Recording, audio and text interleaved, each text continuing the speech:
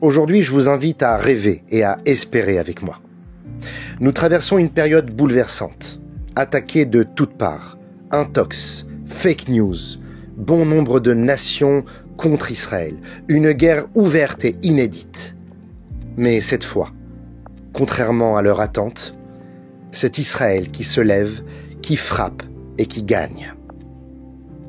Et ce n'est pas un hasard si tout cela se déroule en plein mois de Tammuz, de Av, en pleine période dite des 3 semaines. Ces jours si redoutés dans notre tradition, réputés pour porter la tristesse, la destruction et le recul, sont en train de changer de visage. Une observation bouleversante. Il y a exactement 21 jours, 3 semaines, entre le 17 Tammuz et le 9 Av. Mais si on compte bien, on a 22 jours et non 21. Ces 21 jours de deuil sont en réalité le miroir des 21 jours de fête dans le calendrier juif. Ach Tov le Israël, que du bien pour Israël. Ach, Aleph, Kaf, 21. Pourquoi ce parallèle étonnant? Parce que le 22e jour, le 9 Av lui-même, n'est pas vraiment compté parmi les jours de deuil. La Megillah de Echa l'appelle Moed, Kera alai Moed, il m'a convoqué à une fête. Le 9 Av, ce n'est pas la fin du processus, c'est le moment du retournement. Le 22e jour, le moment où le chagrin commence à se transformer en lumière. Alors que le monde craignait un mois de Av marqué par les larmes et les catastrophes, c'est l'inverse qui va se produire. La terreur va changer de camp. Nous ne sommes plus les Juifs fragiles et impuissants de l'époque du Temple ou de la Shoah. Nous ne sommes plus dans le mois de Av d'il y a 2000 ans, mais dans un mois de Av de l'époque de la Géoula, où même le mois le plus sombre devient lumineux. Ce n'est pas pour rien que la Gemara nous dira que la naissance du Mashiach a lieu le 9 Av. Rappelons ce qui s'est passé il y a moins d'un siècle. En plein mois de Tammuz, le rabbi précédent de Lubavitch a été libéré du régime communiste soviétique contre toute attente. Le mois de Tammuz est devenu alors un mois de libération, un mois de joie pour les chassidim. Et aujourd'hui encore, des miracles éclatent en plein cœur de cette période. Certes, on peut passer devant une scène historique, devant un tableau grandiose, et ne pas comprendre ce que l'on voit. On fixe les détails, mais on rate l'ensemble. Alors pour cela, laissez-moi vous raconter une histoire vraie, d'une puissance rare. 1995, Denis Mahon, un expert britannique renommé dans le monde de l'art, feuillette un catalogue de la maison d'enchères Sotheby's à Londres. Parmi des centaines d'images miniatures, une toute petite reproduction, à peine plus grande qu'un timbre, qui est en réalité un tableau, attire son regard. Elle montre des soldats en train de piller une ville en flammes. La légende, écrite sous l'image, le carnage de Carthage, le sac de Carthage. Mais Mahon, spécialiste, remarque un détail étrange.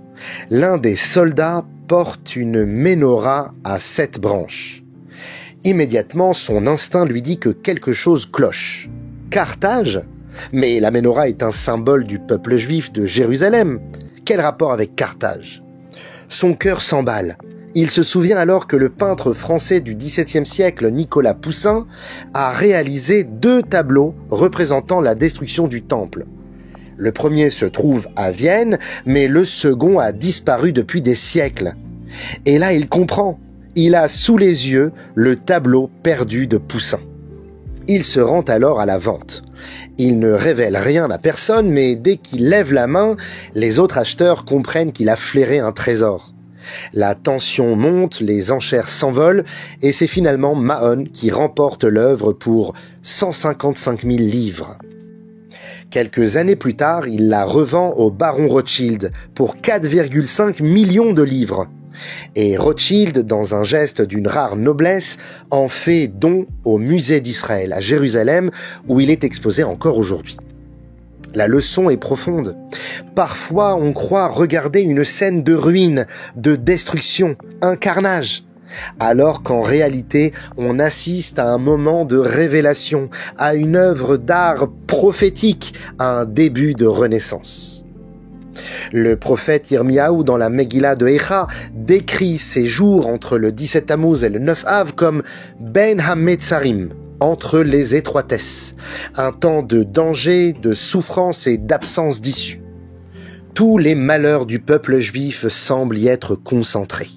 Le veau d'or, les méraglim, la destruction des 2 temples, l'Inquisition et l'exil d'Espagne, la Shoah. Mais voilà que le prophète Zecharia fait une annonce renversante. Les jeunes se transformeront en jours de joie et d'allégresse.